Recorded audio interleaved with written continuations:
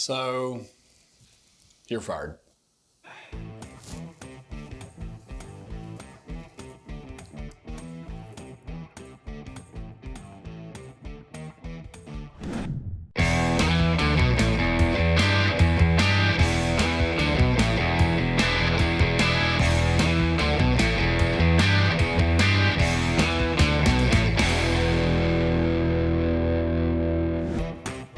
What do I mean? I fired my wife. Well, we're gonna go back to the beginning. We're gonna go back to the beginning of time of our house flipping company, how we started, how this whole bunch of chaos came to be. So we bought our first house in 2009 when we got married, and we flipped it ourselves for a profit about 3 or 4 years later. And we thought, you know what? We could do this. Like, we did a great job. We worked together. It was fun. It was a couple years later, 2015, in January 2015, we decided to just quit the legal videography, and we were going full force, and we were going to flip houses. So that's what we started doing, and it was just he and I. We bought our first house, and we made a huge profit on it. He'll probably tell the story. He can tell it better than I can, but we lost a ton of money. We made a bunch of money, then we lost a ton of money. So it worked out. Fast forward a year or two, we're getting buried. We were buying more houses, and we couldn't do them all by ourselves. So we hired contractors to start doing the work. I love this house, it's pretty, but that is a lot of stuff to do in here. And I also, at that time, decided, you know what? We're paying a ton of money in realtor commission, so why don't I just become a realtor, and then we would save a huge portion, 6 to 10% of the profit that we were gonna make by being a realtor. We knew quickly, like, it's gonna be a ton of savings for us to do this. Molly's gonna save us a ton of money to be an agent. And I thought, my thought was, well, this is how she's going to find purpose and kind of fill her shoes in the company, being the design and the listing agent. And like, this is just gonna be the company that she owns, because we never get to hang out. Guess who it is? In 2015, 2016, we flipped 10, 15 houses. So it wasn't that big of a deal for us. We did the transactions together. I can remember her and I negotiating home inspection repairs, and her and I negotiating cash offers that were coming in, or like financed offers that would come into our houses. We would negotiate those together, and it was just us. But as time went on, I did not enjoy being a realtor. I'm like non-confrontational. Like, I hate confrontation. The negotiation part, not me. Sometimes like an abrasive environment in the realty world.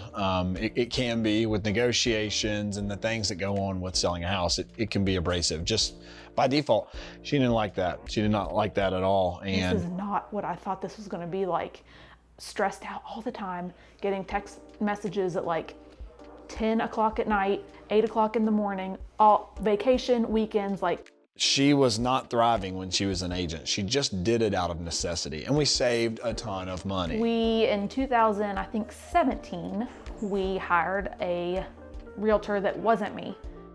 It worked, but it just did not work to the degree that we wanted it to, because we saw in that year we had so much growth in our company.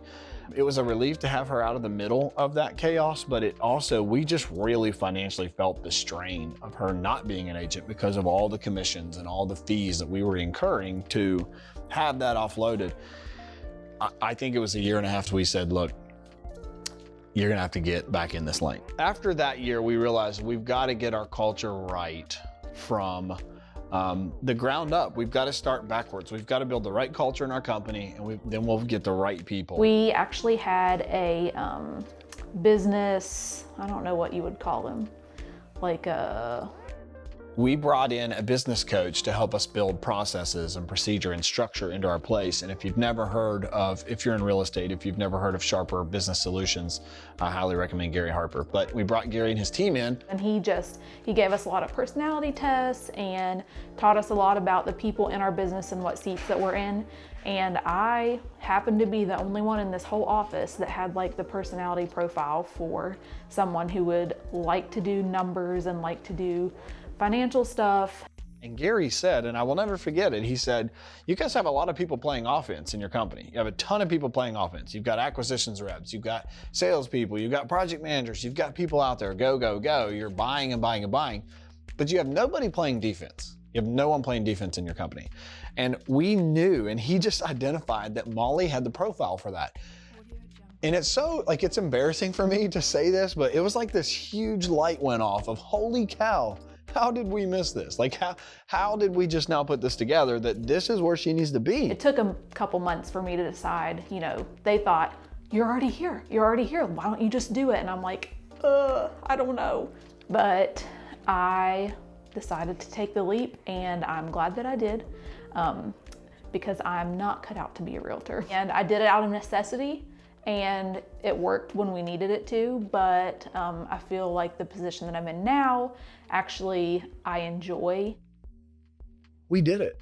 We took her out of the seat that she thought she had to stay in. And the reason she thought she had to stay in it is because she knew how much money it would cost us to rehire that out. She knew it, and she held on to it because what does a finance director do? They play defense. And I told her, I said, you've got to understand though, it's more about what can it make us to get you in the right seat? What can it make you? How can it benefit you when you are in the right seat? You enjoy your day. You are enthralled with what you're doing. You're energized. You wake up wanting to do what you do.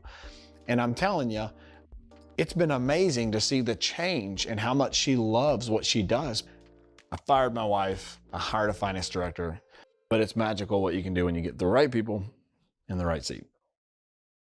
So the whole idea that sparked this video is if you'll spend time studying how God made you, getting yourself into the right seat, you'll win bigger, you'll live happier, and you will stay longer in the position or the career you're in. So how do you do that?